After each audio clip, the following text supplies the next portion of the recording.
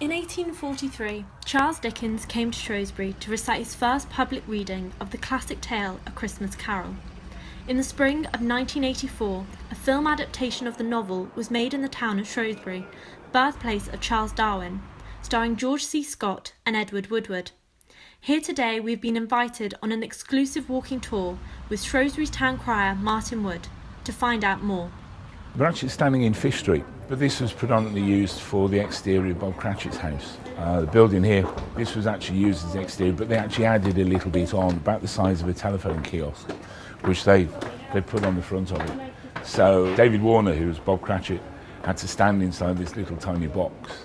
When the poulterer came and hammered on the door, because he had to make it as if he'd actually run from one end of the house to the other one, because he just had to open the door, and then in they went into the scene with the poulterer and the prize turkey.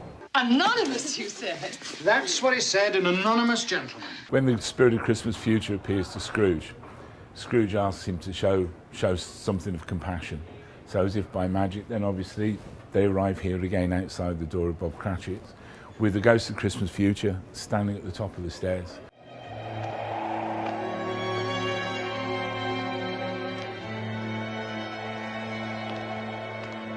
So what you're looking at the top there is St Julian's Church, which is one of the oldest churches in Shrewsbury, but it wasn't quite what they needed in the film. So by pure magic, they got rid of St Julian's Church and they replaced it with St Paul's Cathedral.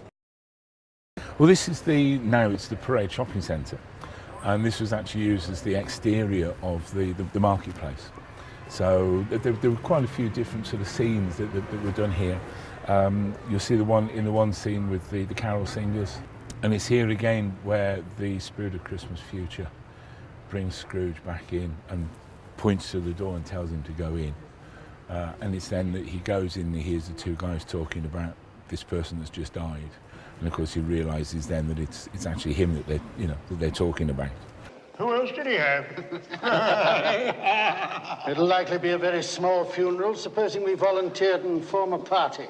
Down on this side, this is where the kids had their sign, which was 12 foot of polythene sheeting, 9 gallons of fairy liquid, and it was just thrown onto the and the lads were just told to slide, and that's what they did. So they did it for hours and hours and hours. Look. They're having such fun. This part all along here and towards the back, this was actually used in the opening sequence where you have the hearse going through at the very, very beginning, and the marketplace was actually underneath the market arches there. And again, this was somewhere where we had to do the one scene twice, because every morning, of course, you had your tea and coffee, which was nice, and you got them in little plastic cups. But in about 5 frames of the one scene, somebody got a plastic cup which they'd actually put in the snow. So it was a white cup in white snow up against the building. But in about 5 frames, you can see this cup. So we had to do the whole thing all over again the following day. Right, well, here we are. This is where Ebenezer Scrooge is buried. Truth be told, it was an old gravestone, but nobody knows who's actually sort of buried underneath it. So the directors and producers came in and they were able to get permission to put Ebenezer's name on the top of it. And so it was here at 2 o'clock in the morning that we filmed the graveyard scene.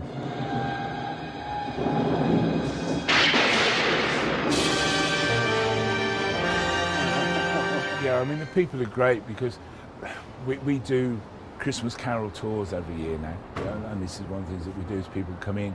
And we will always have people coming in on the tours who were actually in, one particular scene or something. So when we go and they say, oh, well, I did this scene, so I can say, right, well, you can tell everybody else then what you did, and I just sort of step back so they can relate what they did and their memories as well.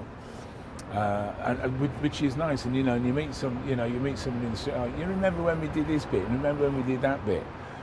So it's still got people talking now every year, even though it's 35 years ago. It's still got people talking about it even to today.